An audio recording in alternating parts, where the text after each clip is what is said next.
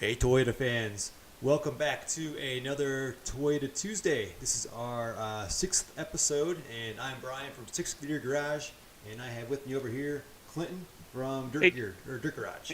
Dirt Gear. Yeah, Dirt Garage. Hey guys, how's it going?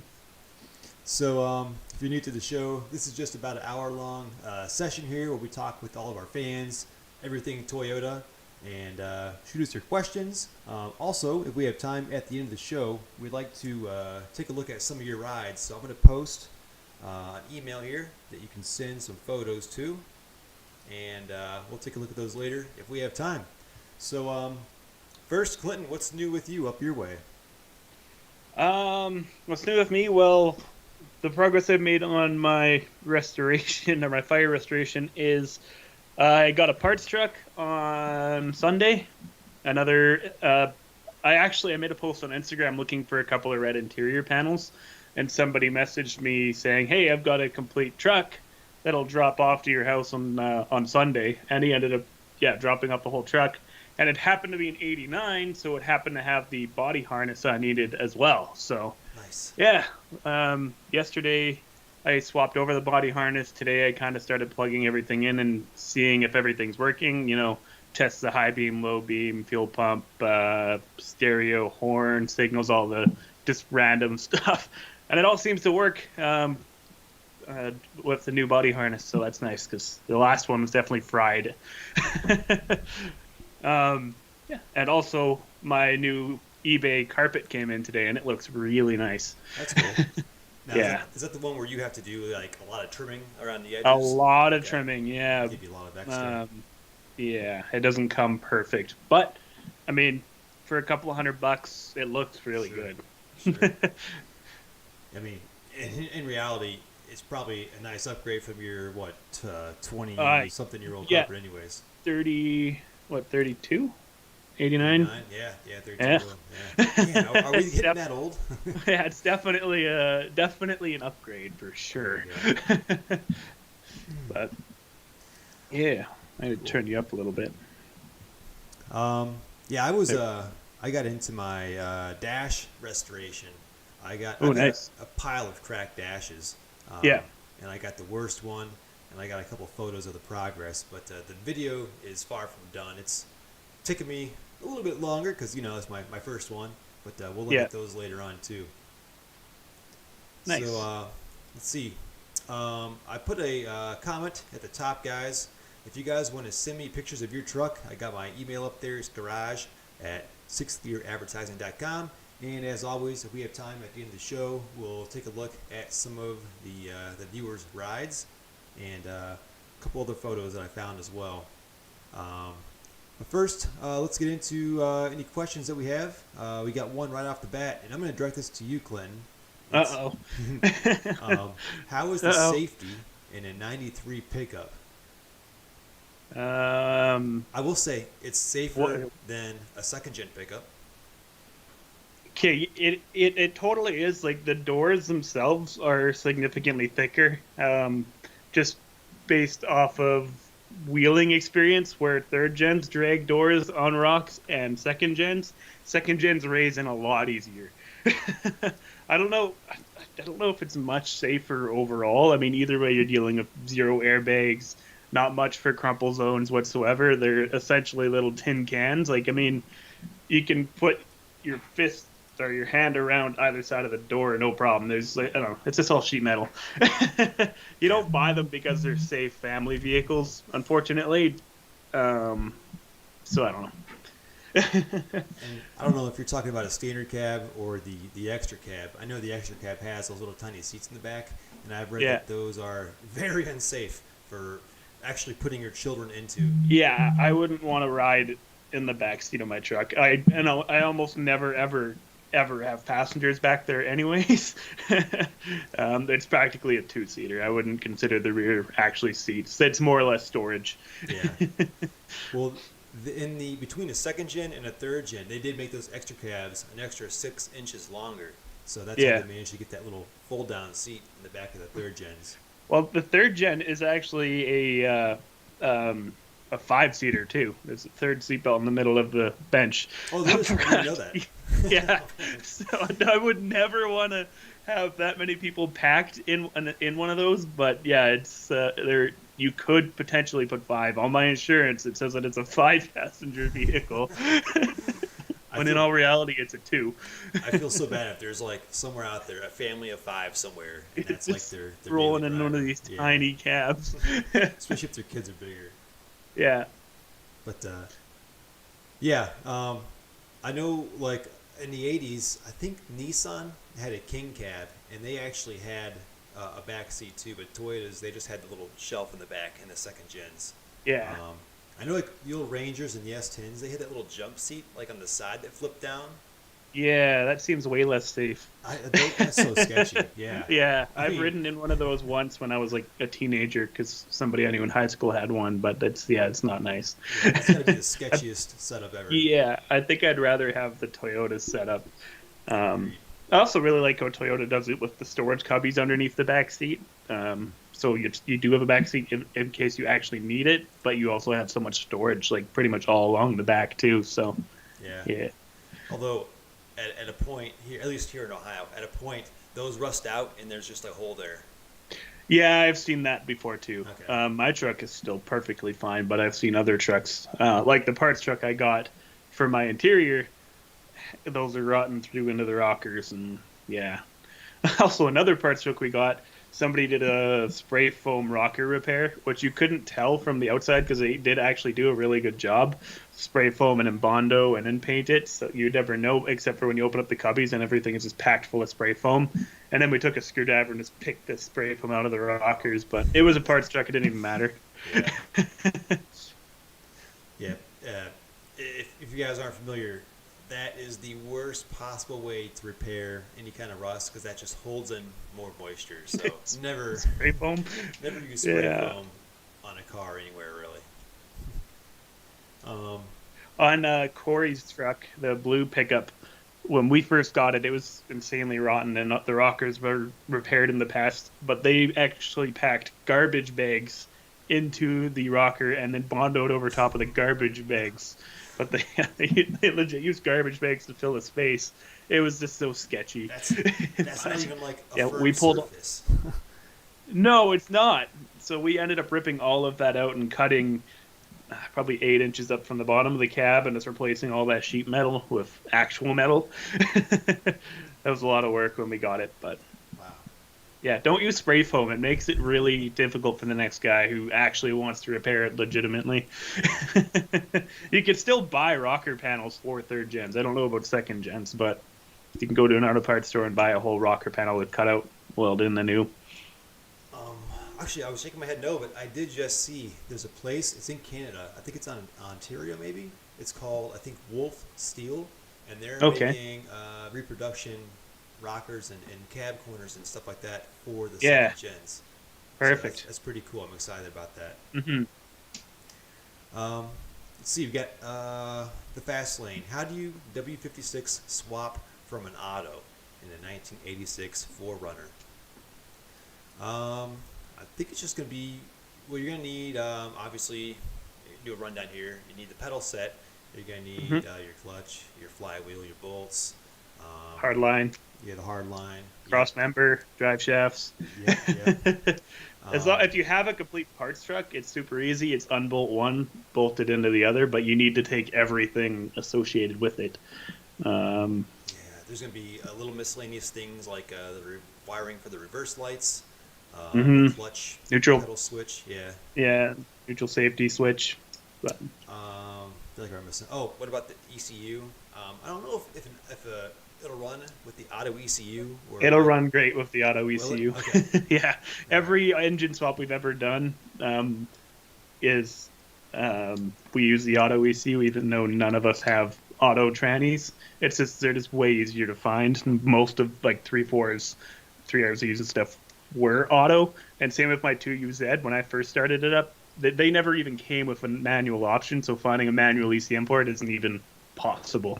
But yeah, no, it's the auto ECMs don't care Good. as long as you trick the neutral safety switch. Good deal. But yeah, that should be about it. Anybody, if we're missing something, let us know in the comments. But that'd be a cool video to do, a full swap.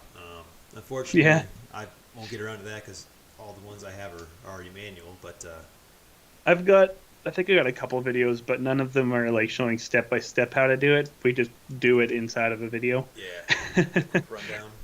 Yeah, quick rundown. Let's see, Mason Riley. He's got the one Jay-Z swapped 91 pickup, and he swapped Get it out of here. from Kitty a cat. 22R. Let's see. Wow. It's wearing the clutch and pressure plate This guy every again. 3 months. Any advice on what to check? I think, did we brush on this? We did, yeah. I said to check your push rod Yes, on your slave cylinder. because it's probably never Might have to fully modify it because disengaging. it's not fully disengaging and you're slipping a lot probably. Yeah, I'm pretty sure. I'm curious when you change those clutches and flywheels, what do they look like? Do they have some? Can you see that they've had some heat on them? Are they kind of discolored or damaged or whatever? Let us know in the comments. Let's see, Clint. This is all yours here, buddy. Have you wheeled much on Vancouver Island? What's your favorite trail? No, I've never wheeled on Vancouver Island. I know the Toyota scene and Toyota wheeling scene is pretty big there. Maybe one day. And as far as favorite trail, are you talking on Vancouver Island specifically, or just in general? Yeah, I don't know. I also wouldn't be able to have an answer for that either. Yeah. So I mean, back to your rebuild here. You think you're going to make it out before the snow goes away? How's that looking? I know you've been super busy. And we talked earlier today, and you're kind of almost to the point of being burnt out on it. Yeah, no, my goal is April long. April. And no, when I was talking burnt out, I mean like from YouTube. Oh, from YouTube. Okay. Yeah. Do you ever get tired of working on your truck? I don't really know. Like this morning, I had to edit a video. I don't want to edit the video. I really want to work on my truck, but I don't want to film working on my truck because it makes it take so much longer. Like, it's so inconvenient filming working on your truck, especially when you're doing it every single day with such a big project like I'm doing.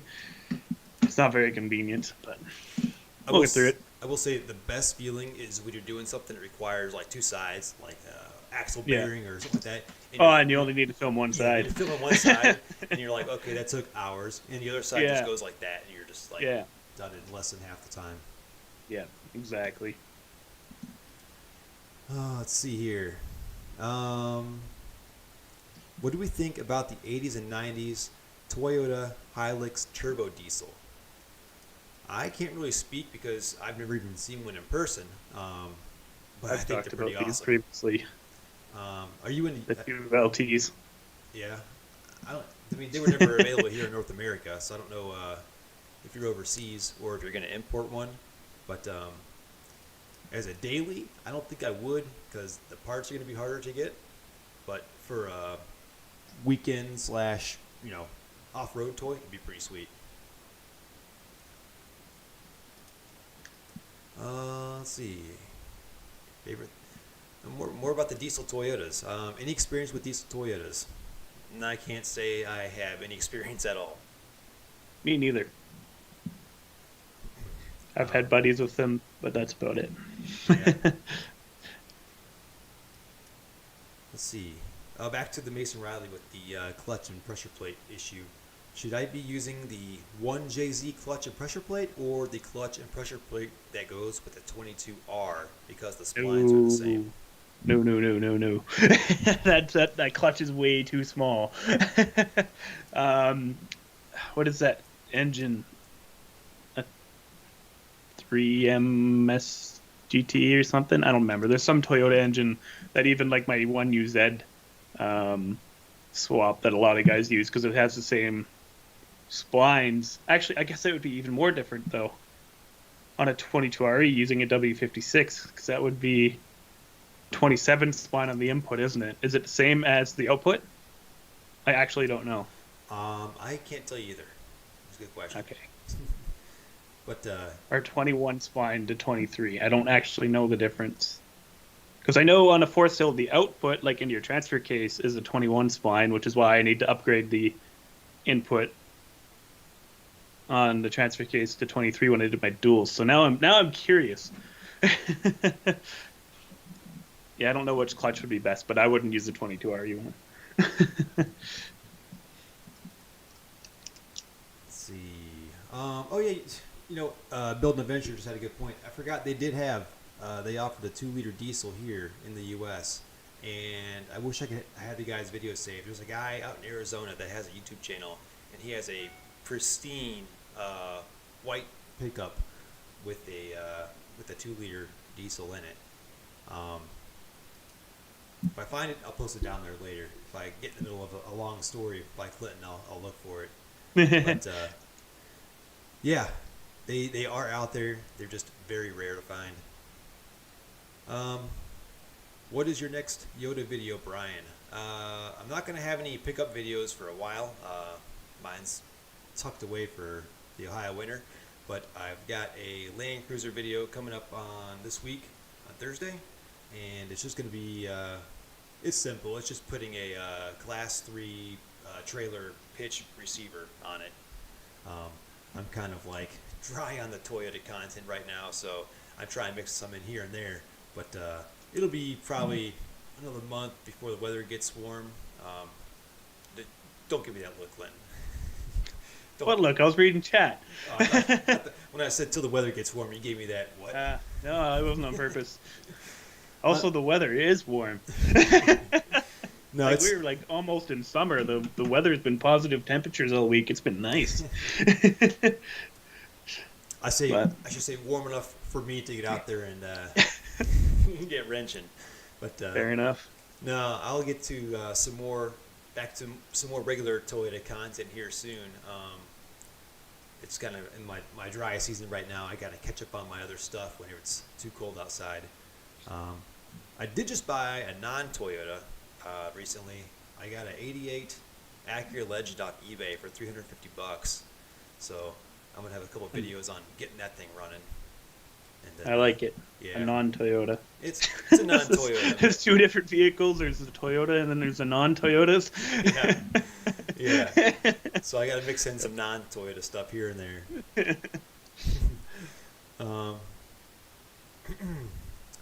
I want to show you guys. Let's see here. Uh-oh. Clinton, where'd you go? I don't know. Did I do that? You must have. You're wanting to share a screen with me in Skype? Oh, no. There we go. Yeah, it's my first day, so sorry about that, guys. First day. This isn't episode 6. Yeah. Where was I? Oh, I was going to ask you guys, do any of you subscribe to Snail Trail? Let me know in the comments if you guys watch Jimmy from Snail Trail at all. He's got a small collection of Toyotas. He's into off-roading, and I think he's going to be our first guest on the show. I've been talking to him a little bit, and if you get a chance, check out Snail Trail 4x4. It's a good channel. Okay, I've got some emails coming in with some trucks here. First, I want to show you guys this truck I looked at this past week. It is a 1988, and it was about an hour away from me. Is it a Toyota or a non-Toyota? No, it's definitely Toyota. I try not to buy too many non-Toyotas. I just take up space, you know? Yeah. Yeah, check this thing out. I found it on Facebook.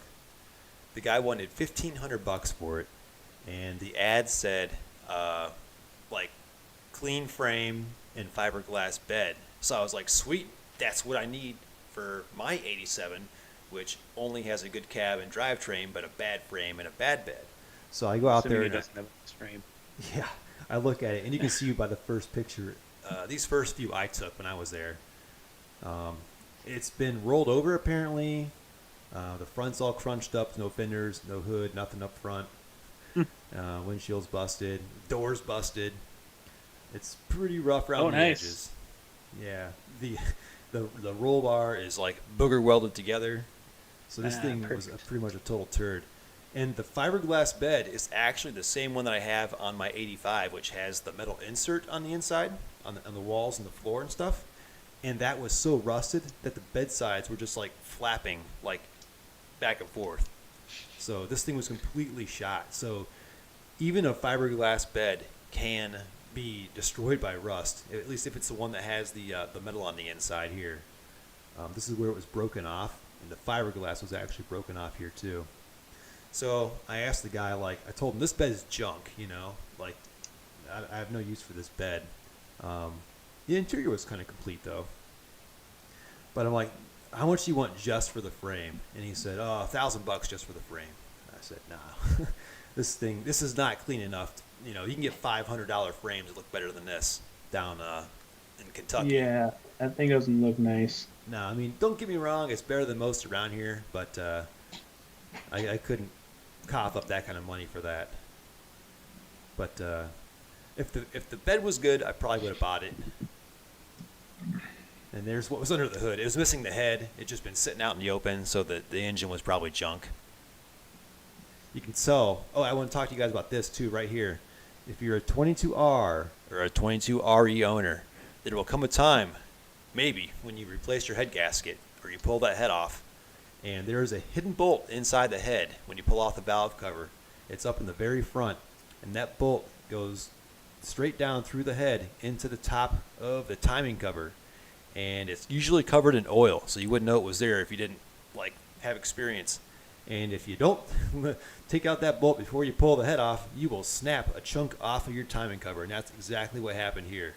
So if you're ever doing that job, make sure you get some paper towels in there, blot off that oil, and find that bolt.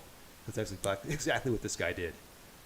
And I think he was just done with it at this point. I don't know if that was like the last straw or what. But yeah, that was my week. That was my week in the Toyota world, looking at another rusty turd. Meanwhile, Clinton got a nice successful find on a parts truck, delivered, even better. So that's cool. Yeah.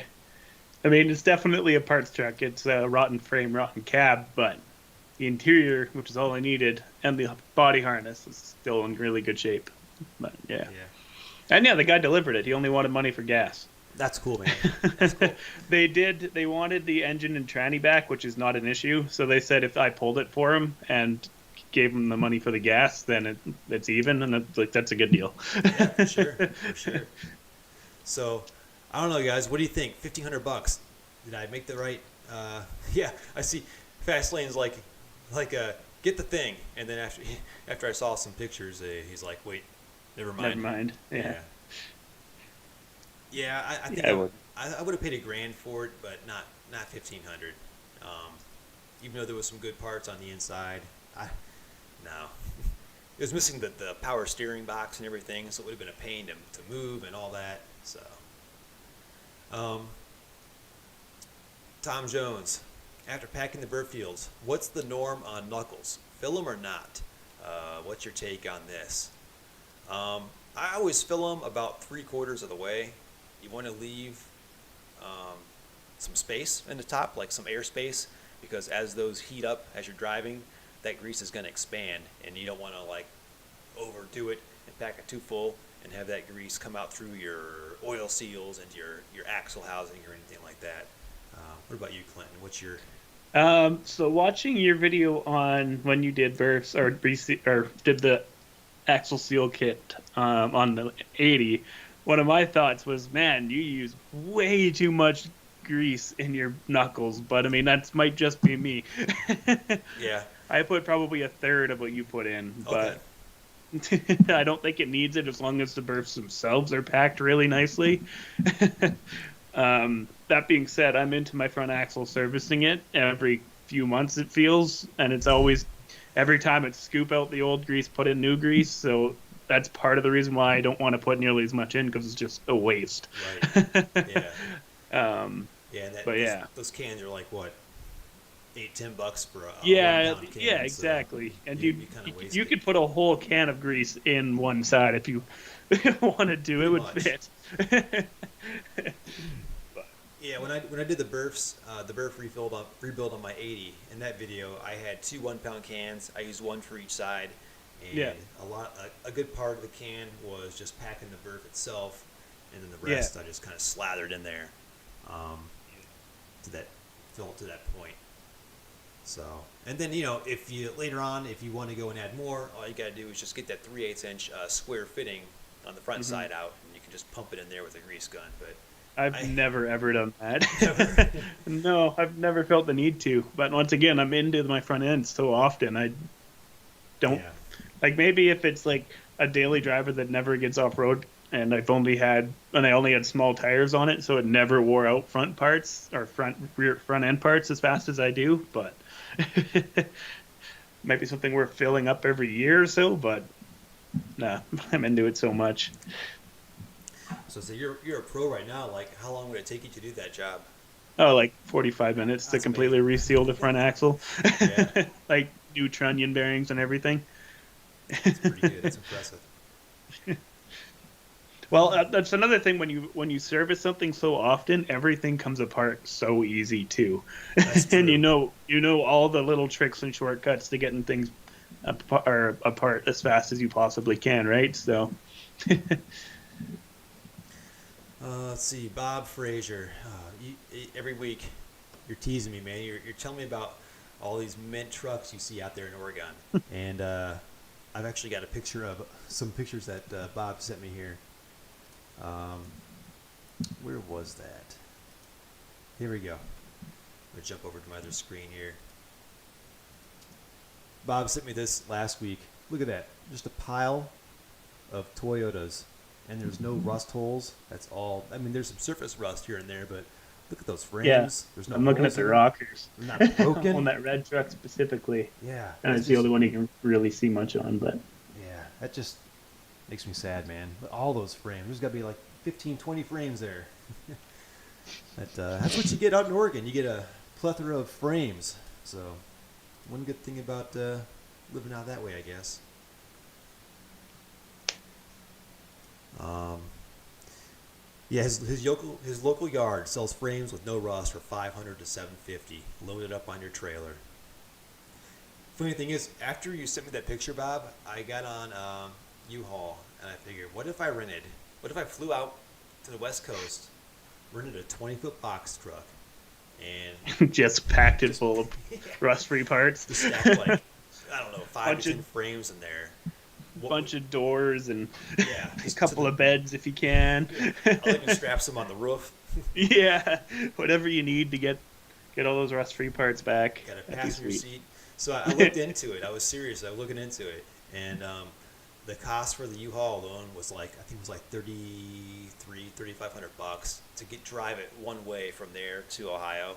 So it's kind of like, I don't know, man. I mean, it's not worth it yet. If I have like a CDL and I had like a 18-wheeler with a 50 whatever 4-foot flatbed, maybe then I'd do it. But U-Haul wouldn't quite be worth it. Let's see. Where was I? Oh, here we go. 86 4Runner. What's the factory length of the rear leaf springs? Okay. 48. I think that's it because I know they're 2 inches longer on the third gens, right? Yeah, they are. Okay. Then But I yeah, think they're 48. 48 sounds right. Um, you could, if not, Google it and let us know if we're wrong there. Yeah, I know if you Google Toyota leaf spring lengths, I think there's a pirate forum where somebody's just listed every single gear and every single length. I've definitely referenced it before, but it shouldn't be hard to find if you just Google Toyota, leaf spring lengths. Let's see. Joel is going to be installing fiberglass bedsides on his 85. Any tips? I've never done it. I've never done it. What about you, Clint? You ever been No, fiberglass? never. No. No, I got fiberglass front fenders, but those are as simple as holding them up there, trimming them, drilling all the holes, and bolting it in. Yeah. I'd imagine bedsides would be a pain. I think so, because you're connecting metal to fiberglass, and That was never meant to have. yeah. Well, here, you know what? Fiberglass. Let me get. I'm gonna dig for a picture of mine here. Mine Mine is like the one I showed earlier that was all rusted out, but mine's actually solid. And what they used to connect the fiberglass exterior to the metal interior, um, if I have any pictures of that, you know what? I might not. Um, if you go to my channel, I've got a video of, it's called, I think, fiberglass bed comparison, where I compared two different fiberglass beds, the metal and fiberglass one versus all fiberglass. And there's some good detail photos on there of how they attach it. It's just like these giant rivets across the top. Doesn't look that great, kind of looks unsightly. And then on the edge, on the inside seam, where the fiberglass edge and the metal edge meet, it looks like they just put like Bondo in there, and some of that has cracked out over time, as the bed flexes from carrying stuff in it. So there's not really any foolproof way to do it, but that's how they made mine.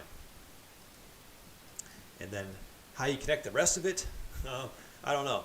That's tough to say. I've never actually cut into a stock bed to see what structure is like behind the sheet metal. Me neither. I'm not sure if there's going to be a whole lot back there.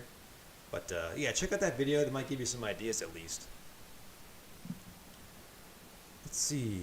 What would be the game changer of how often you're servicing the knuckles? Well, Clinton, he does a lot of hard off-roading, so that's the main reason. So the main reason I need to dive into mine is because I can't keep axle seals healthy very long with lockers and big tires. Like the little tiny axle seals that Toyota uses in there to seal, the burr from the rest of the axle will stop your gear oil from bleeding out. It's just so tiny. They don't last very long. Even if you try like the Trail Gear, Trail Safe, or the Marlin Eco Seals, those get you a few months, which is nice. But the OEM ones, or just the cheap ones that you buy from an auto parts store, last like a trip out, at least for me. So that's if you don't have big tires or a front locker, chances are you can make them go a lot longer.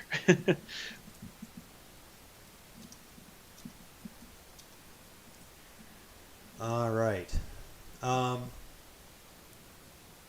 Sorry guys, I was digging up that link for you. Here we go. This is, I think, a no-brainer for Clinton here. Thoughts on fixing up my 3.0 and replacing the head gasket, or swapping in a 3.4 I have sitting in my shop? I think you know the answer if to it's that. sitting there, 100%, just throw the 3.4 in. Yeah. Take your engine mounts off of the 3-liter, bolt them to the 3.4, and then bolt it to your R150, and then it's like done. You need to make a crossover pipe and do a little bit of wiring, but it's nothing to be scared of. But it's a no-brainer. Yeah, I would do the exact same thing. I wouldn't waste time on a 3.0 with a blown head gasket. Let's see, the guys down in Southern California are stacking their rust-free frames. I know, I'm jealous. They can't even give them away for free. Somebody find a way to get them out here. That's all. I'll trade you guys whatever you need, whatever we have in Ohio that's still good. Crickets. What's still good on our trucks? Taillights, plastic trim maybe. Yeah, that's about it. Interior's generally pretty good. Yeah, that's true. The interiors are pretty nice on our trucks. That's about all we have going here in Ohio. They don't have a cracked dash in every second gen, but yeah. Oh yeah, speaking of cracked dash, we'll take a quick break here. I'll dig up those pictures here. Where are they? you got all the photos. I do. I kind of went throughout the week, and if I saw a good picture, I set it aside here, figuring maybe we'll have some downtime here. So this is the dash I'm working on. This is one of my worst ones from my stack of dashes. You can see it's got a few big cracks in it, but the one is tricky because it goes right through that curved part. And this is not second generation, but the revised dash that came in the 87, 88 trucks. It's got a smaller square pocket on top. So that's what I'm working with. And so far, let's see. There's where I am when I started. I picked up this vinyl here from uh, Joanne Fabrics for like $10. It's a huge piece. It's more than enough. And got some Duraglass. This is the Bondo that has the fiberglass strands in it, and the Fast Tack 92. I forget the name, but one of my viewers recommended that to me. If your name comes back to me, I'll be sure to give you a shout out there. And the heat gun and a Dremel and some sandpaper. And what I'm doing is I'm just sanding it down and filling it in. And I've done about 3 passes so far with the Bondo. I used the real long strand stuff first, and then I'm on to the finer stuff now. And that's about where I left off. Looks So like a fun task. I thought it'd go a little bit faster, but it's messy. So how are you gonna like match the texture? That's the cool thing is you don't have to, because I'm going to be recovering the whole thing with the new sheet. Oh, okay. And this is like it's like that marine sort of vinyl where it has like the cloth infused Oh, in right. the back. Yeah, the But vinyl. The top already has a texture, so that was kind of like my thing is like I don't know if I want to try and like just sand it smooth and match it or just recover it. So I picked the recover route just because That sounds easier overall, anyways. Yeah, we'll see how that vinyl kind of bends and conforms to the dash. That might be the challenging part. You should have an email from me now too, Oh, nice. showing what I had going on. All right. Well, here while we're here, let's check it out. So we're looking at Clinton's interior here. Loading. There we go. Oh wow, yeah, that was really good. Nice. Oh, there we go. Yeah, that's the brand new carpet that I put in today. It looks really good, yeah, and it's like form fit. I still got a bit of work to do, but you could see on the back panel where I added more of the sound deadening, just because there is never any sound deadening there factory. Same with behind the panel with the rear passenger glass. That's all covered in sound deadening behind that red panel too, which never had it factory. Nice. Just to keep the cab quiet, but yeah. Is this your original steering wheel? No, that's an SR5 steering wheel Oh, that's from the that parts I truck. took from a different parts truck. Okay. So that isn't the one that was in the fire. That is the one that was in the Oh, it fire. is? That actually survived. Yeah. That cleaned up nice. The Yeah. clamshell too. Yeah. The clamshell, no, that clamshell's not. That one didn't survive. That one got a little melted. I changed that over. Okay. The gauge cluster mostly survived. At the top corner, it's definitely burnt. The plastic is a little melted, but overall, the cluster did survive. And when I was testing the body harness earlier, it seems like everything in the gauge cluster works, but they don't have an running engine in it yet, so I can't confirm whether I'll actually see oil pressure or water temp or tack or whatever. But yeah, that's the process of moving over the body harness. I see. Man, that doesn't look like a fun time. It's not actually, yeah, it's not a very fun task. That's one of those things about this repair that I wasn't looking forward to, was moving over the body harness, just because there's so many different connectors and figuring out exactly how to route it that's like factory was also a tricky part. But yeah, today I got it all plugged in and tested, and everything seems to be working good. So Nice. yeah, I also primered the dash bar. That's on Toyota doesn't actually finish that from the factory. I was gonna ask. So I cleaned up the burn on it and just primered it so that it seals it. Yeah. So I've never seen one that didn't have like surface rust on the whole thing. Yeah, I sanded it down and primered it. It's Nice. also really grubby in that photo from my dirty fingers from working on it. But whatever, it's hidden behind the dash. Nobody's ever going to see it. Yeah. No, looking good. That's pretty good progress. Yeah, it is pretty good progress. I'm super happy with how it's turning out. The windshield should be in later this week too, Cool. and hopefully my engine shows up this week. That would be great. Let's see. Where were we? We got off track here. I lost my. Okay, here we go. Oh.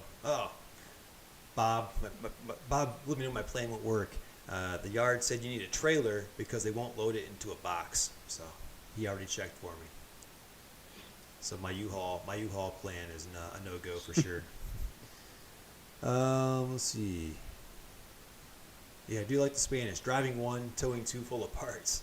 I've seen that before. Let's see. Y'all ever watch Turbo's Toolbox? He has a pretty good build. No, I'll have to check that out. Let's see. Did fiberglass quarter panel on an 89 4Runner. Mini clamps.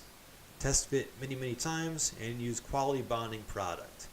He only used rivets on the bottom where it's out of sight. So there you go.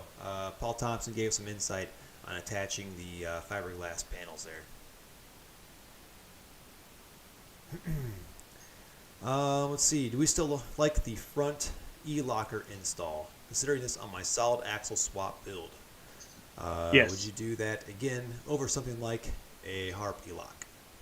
I would put an e-locker in pretty much everything up front. It's just the best. It's reliable. It works. It's a selectable lock, so you can be off on the road, and won't be wearing out your steering parts unnecessarily off-road when you don't want to use it. It's an OEM Toyota product, so you know that it's going to be good for and good and reliable, anyways.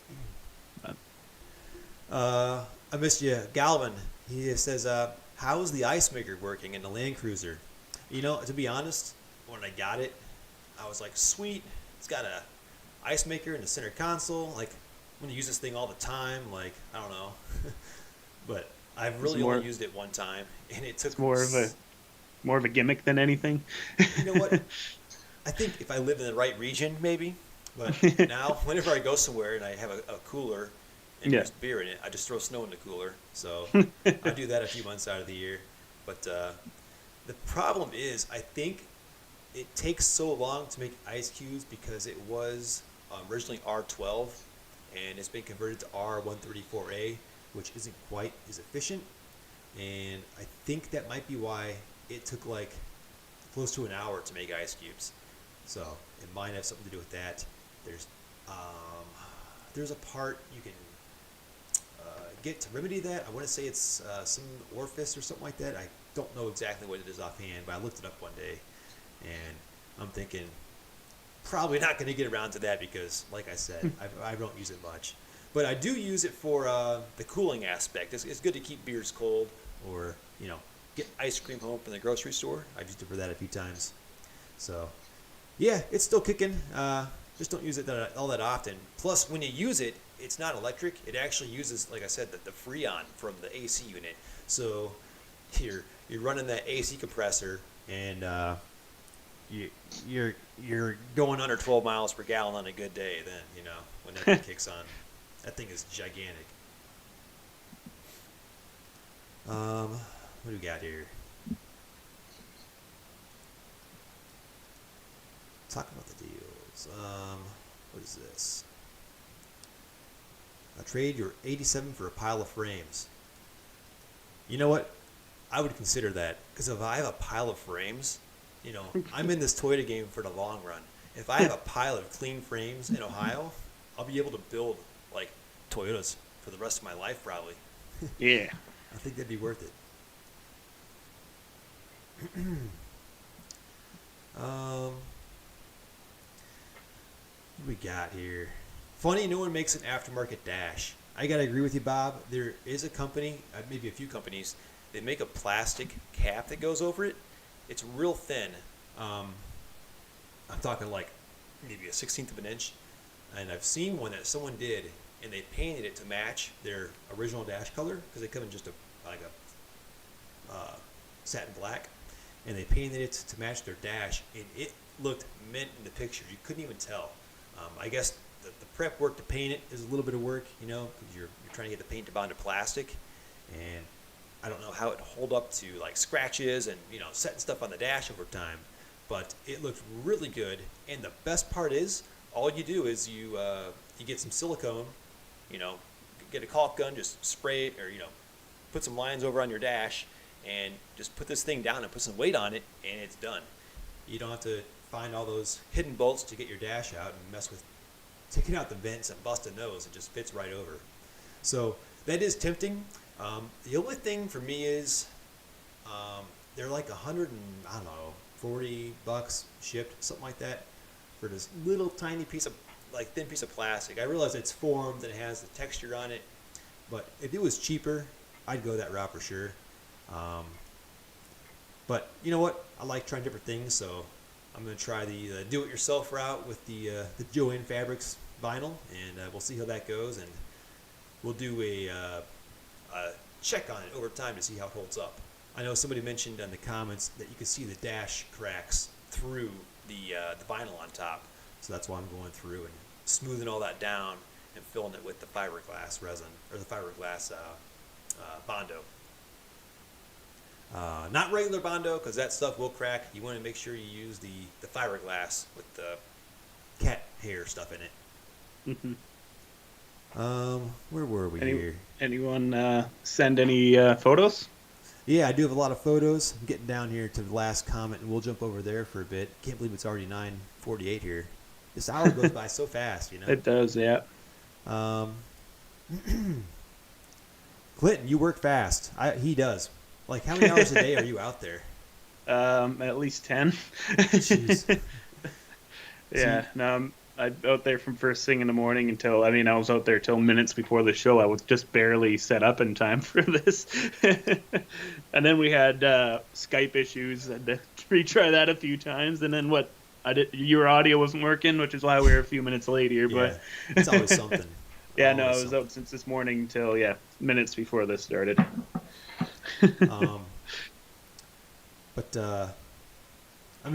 When you're out there for 10 hours a day, right now, are you just ready to crash and go to bed? Like, if I work 10 pretty hours well, a day, I'm like, yeah. physically I'm drained. so beat at the end of every day lately. Yeah, I bet.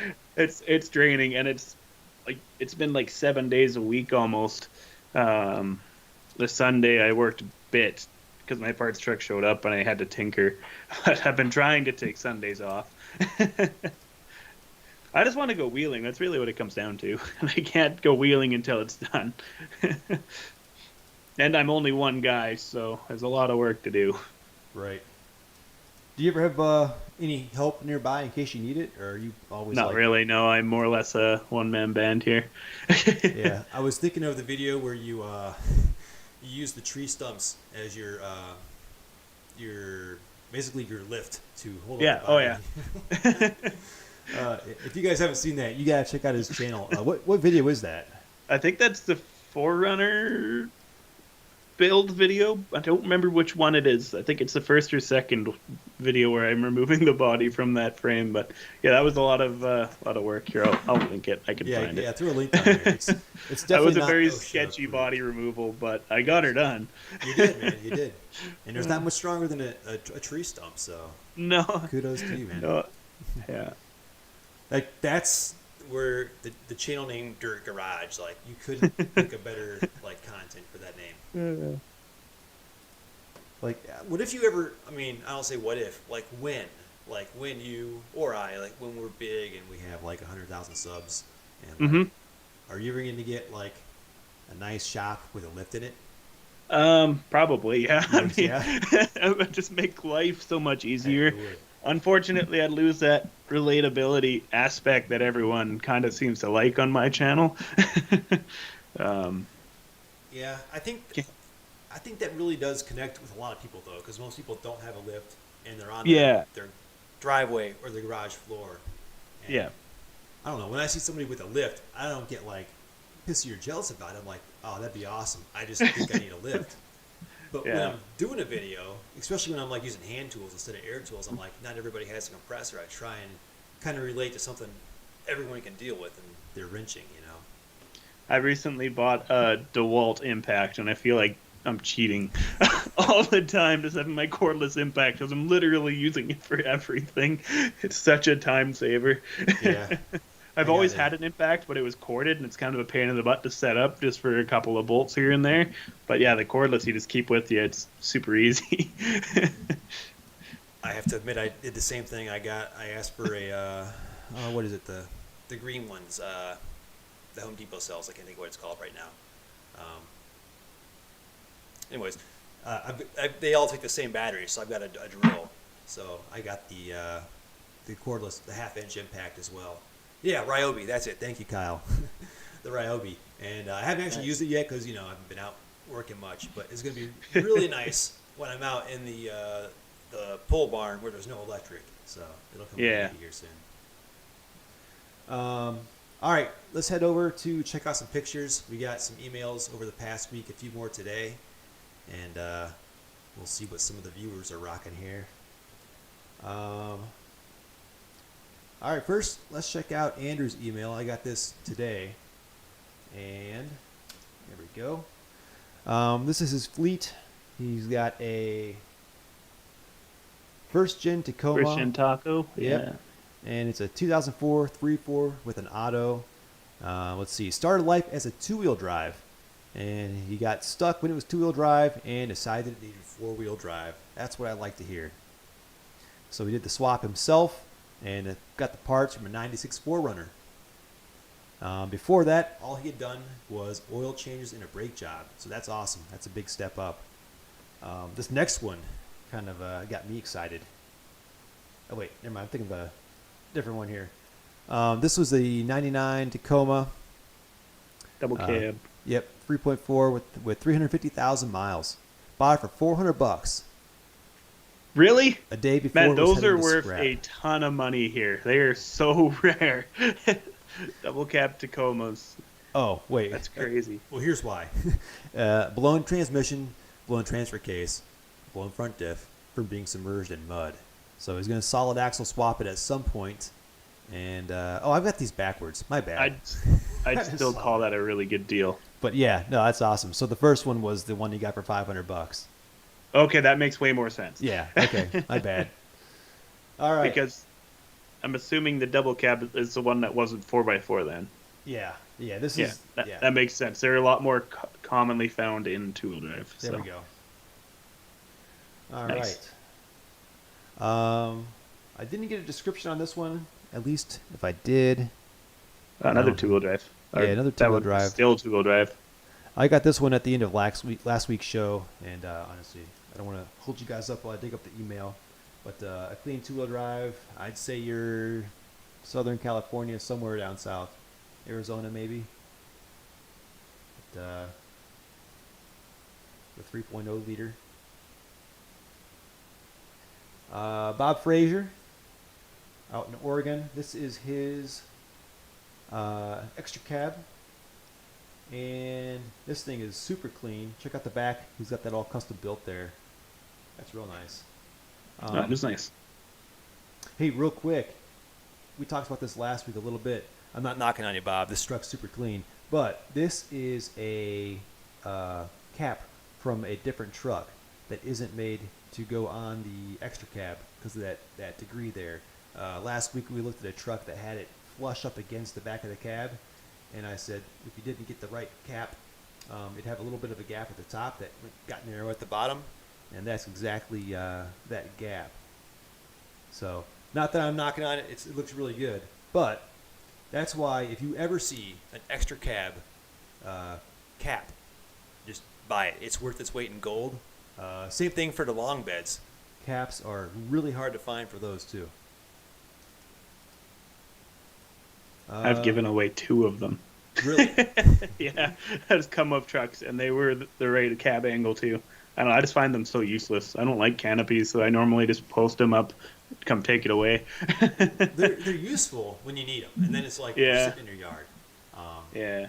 I got one for my S10 for my 85, and the cab angle was correct on the back. Yeah. And the length was right. But for some reason, Chevy decided the S10 bed should be tapered. So it's 3 inches wider up by the cab. And as it gets to the taillights, it comes in about 3 inches narrower. So it's like a square bed. Yeah. So That's annoying. yeah. So like the back of the cab was the same width as my Toyota bed, but up front it got like 1.5 inches wide on each side. So it bugged me, so I sold it. Let's see here. Back to some pictures. This is Build Adventure, and now look at that. Look at those doors. At first I saw this, and then I got a better look. And right here we have an imported pickup. A little rusty, but look at Nice. that. You don't see those ever in the U.S. I've never seen one in person. I've seen 2. Yeah. They never had that option in Canada, did they? No, Okay. they're import only. Yeah. I've seen one where somebody stretched it and put a 6-foot bed on, like the normal extended cab 6-foot bed onto one of those. It looked really good too. Oh, that's cool. Yeah. Because the way the tire is kind of like into the back of the cab and there's barely any bed on those, Yeah. it'd be super impractical and really long for like off-roading if you're building it into like a wheeler. But Yeah. as far as like having a daily driver truck, one of those with a 6-foot bed would be awesome. It would be awesome. I've seen some too where people make their own, and it's always bad. Like out of a 4Runner and a pickup kind of deal. The 4Runner ones aren't that bad, but I've seen some where they get like an extra like front door, so they're like it's almost like an extra door that has like another angle here, and it just never looks right. I'll look up. I'll try and find those pictures, but or somewhere that's just like a solid like there's no window in the back. It's just like a big solid metal door. It just looks kind of funky. But this is what it should actually look like, and this is what we here in the U.S. we never get the cool stuff, you know, or North America, I should say. We never get the cool stuff. I like those wheels too. I don't know what those are, but those look good. Definitely look like something that came from Japan. Next up, Cole. I got a description with this one here. Where are we? Okay, this is where is it? 85. Cole is 17, and this is his 1985 SR5 that he restored. So he's making a 4Runner. He also has a 4Runner. We'll get to that in a second. I'm assuming that's the one in the background. Yep, that's it. He's making it The look black like one? an 85 on the inside. So he's going to go with the SR5 Vertigo seats. Where are those? There we go. I had a chance to trade a transmission for a set of these, and I totally should have done it. These seats are getting so hard to find. I like that pattern a lot. There's this 4Runner. Big old lift on that guy. Oh yeah, that's tall. Yeah. Looks fun though. Mm-hmm. Looks like it Jersey needs too. wider tires than that one. I was gonna say yeah. A little bit. Got the stilt look though. Go with some spacers or something. Yeah. No, it looks good though. You guys know I've always wanted a first Gen 4Runner, and all these pictures they make me want to go out there and start looking again. Oh wow, nice clean interior. Got a crack-free dash. This thing is mint. Mm-hmm. And this is the truck. Yeah. Oh, that's the pickup. The Yeah, that's 85. the pickup. We're going back and forth here. Yeah. Oh yeah, I see. Yep. Nice. Okay. E. Mayers. This is one I got after last week's show. We got a before and an after. I assume that's the before and the after. Nice solid axle swap on the 3rd gen. Some big old, I don't know, what do you think those are, like 37s? Maybe bigger? Yeah, probably 37. 37s. Kind of hard to tell, but Yeah. I would assume so. And we got Jeff E. This is his 2-wheel drive. And he's restoring the whole thing. I got a question here. Are those Chevy S10 Steelies? Because if so, those are a different bolt pattern. Those are a 5x120. So I don't know how you got those. Maybe you use wheel spacers or adapters. I don't know. Wheel adapters, yeah. Okay. Who knows? Yeah. I also just wouldn't be able to pick out what kind of rims those are. I have Chevy way too much of my mind, my brain, my memory allocated to wheels.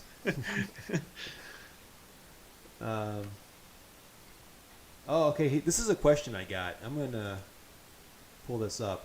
Mark from down in Texas. He's got an oil leak.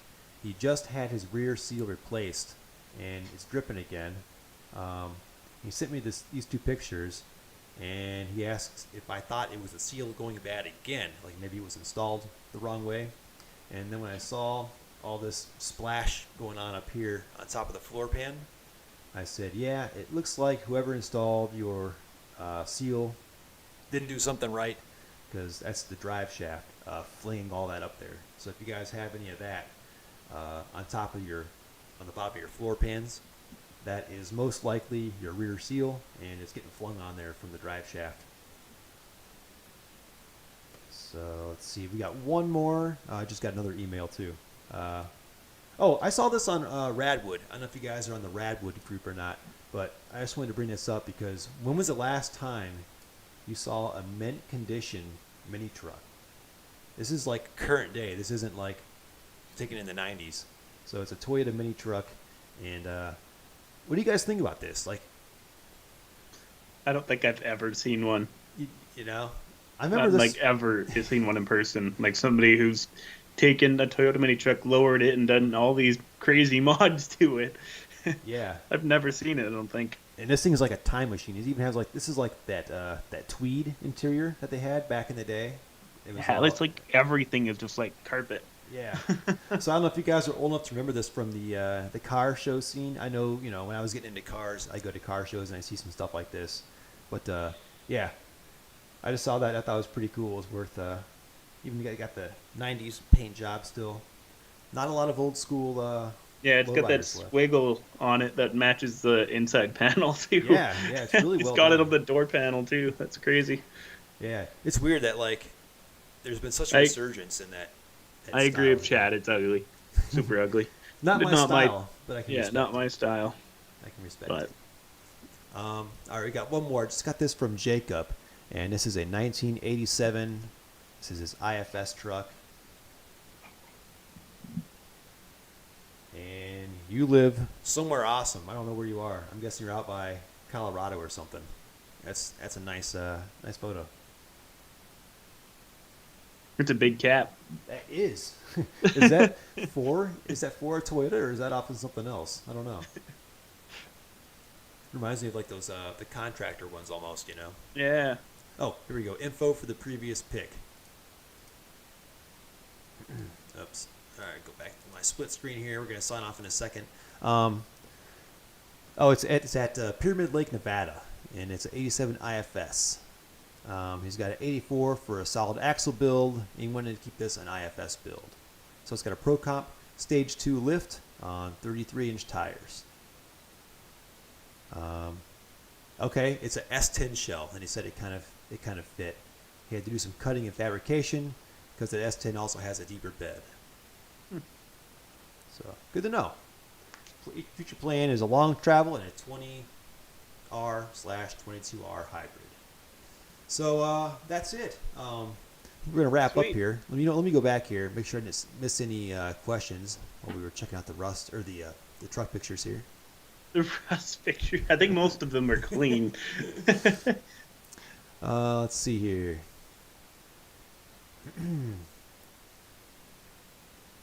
Come see me. Okay, someone's up in Michigan. You got door skins to put on the rear and have front door to paint. That's actually a good point. Building a venture, I had a set of doors that had rust along the very bottom edge. And, obviously, there's no one wants a rusty door. So before I scrapped them, I cut out the entire center section of the door where it had that body line going through it. And ended up giving that to a guy who was trying to do some rust repair on his 4Runner because his back quarters had some rust there. So that body line does match the bed in the back of the 4Runner. So yeah, before you scrap some doors, cut them up and save that good metal. Thoughts on a 97 Nissan King Cab? Don't know anything about them. So Me neither. yeah. I know that the ones from the 80s are pretty cool because they had the windows that went up over the top of the roof. I don't know why. I think that's really cool design. But don't know much about the 97s.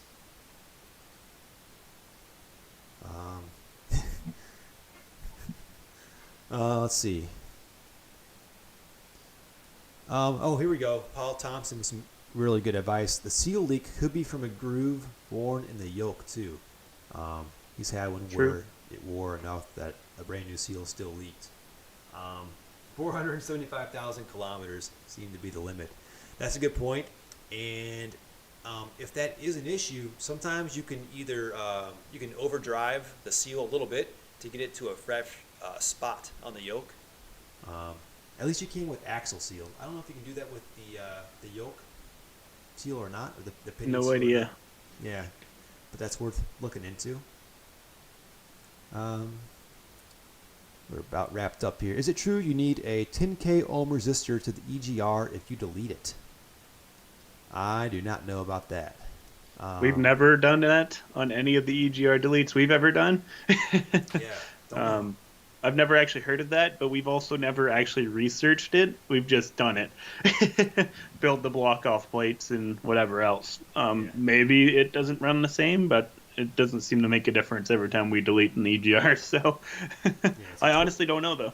It's a 22 RE, by the way. So yeah, I don't know. I've never heard of that either. Yeah. I've seen some tutorials on how to do it on YouTube. I thought about doing it. I don't know if I'll do it or not. I don't know. Maybe if I rebuild the whole thing. We just do it pretty much on everything just to free up that much more room in the engine bay, because there's so much vacuum clutter on the 3 liters and the 22 RE. There's so much stuff you can just eliminate and the engine won't care.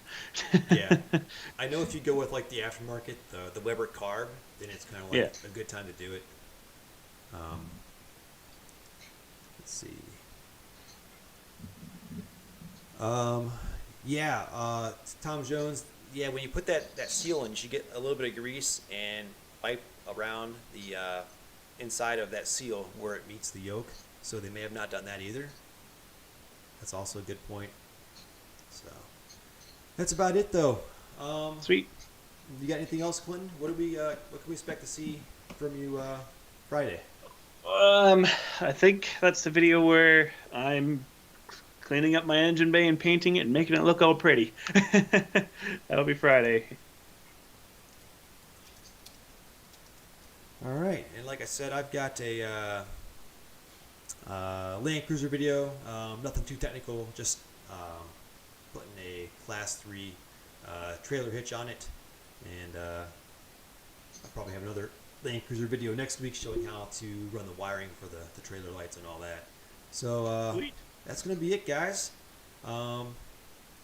There's a comment up at the very top. I had a couple of questions. Who do I send my truck pictures to? Check out the pinned comment at the top. It's got my email up there. It's garage@sixthgearadvertising.com. And if we get them after the show, we'll just save them for next time I host. Maybe next week. We don't know. We're always like going to talk about doing this on Dirt Garage one week, Sixth Gear Garage the next week. And I've done them all. I don't mind, not complaining. But with as busy as you are, Clinton, I don't mind doing it until you get some downtime. So yeah, I know at some point we talked about doing it on your channel. So most likely, I mean, I was supposed to be back wheeling like a couple weeks ago. Yeah. So whatever, it is what it is. Anyways, guys, thanks for tuning in. Yeah, definitely. Thanks for stopping by. Thanks for sticking around. This is like our most viewers yet, so it's cool to see this thing growing. And you guys are the ones that make it happen. Thanks for all your questions, your comments, your pictures, and for interacting with us and hanging out for an hour. So yeah, we're gonna see you sign next off week. and have a good night.